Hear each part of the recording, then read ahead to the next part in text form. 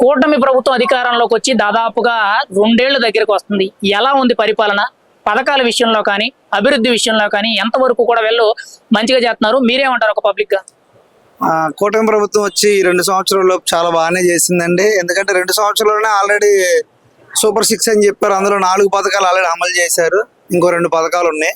ఈ 4 పథకాలు కూడా సంతృప్తికరంగా ఉన్నాయి. డబుల్ ఇంజిన్ అన్నారుగా, నిజంగా డబుల్ ఇంజిన్ లాగా పరిగెత్తుంది ప్రభుత్వం. మరి సంక్షేమ పథకాల విషయంలో ఎలా ఉంది? ఈ సూపర్ 6, సూపర్ 8 అంటున్నారు. పథకాలు అసలు నిజంగా గ్రౌండ్ రియాలిటీలు అందుతున్నాయా? ఆ పథకాలు మంచివేనా? మీరేమంటారు? అందుతున్నాయి సార్.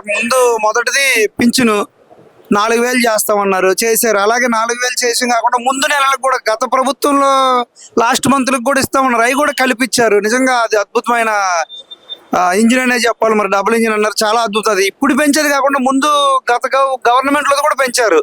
గత ప్రభుత్వం చూసాక 1,000 రూపాయలు పెంచుతామని సంవత్సరానికి 250 రూపాయలు పెంచారు. ఇది అలా కాకుండా 1,000 రూపాయలు పెంచి కూడా ముందు నెలది కూడా ఇచ్చారు ఒకేసారి. నిజంగా హ్యాట్సాప్ అండి చంద్రబాబు నాయుడు గారికి కానీ, కూటమి ప్రభుత్వానికి కానీ. మరి లా అండ్ ఆర్డర్ పరంగా కూటమి ప్రభుత్వ పనితీరు ఎలా ఉంది? ఎంతవరకు కూడా నేరాలు తగ్గాయి అంటారు? ఈ లా అండ్ ఆర్డర్ అంతా కంట్రోల్లోకి వచ్చింది అంటారు? గతంలో ఎలా ఉంది, ఇప్పుడు ఎలా ఉందంటారు? చాలా వరకు తగ్గినాయి అండి.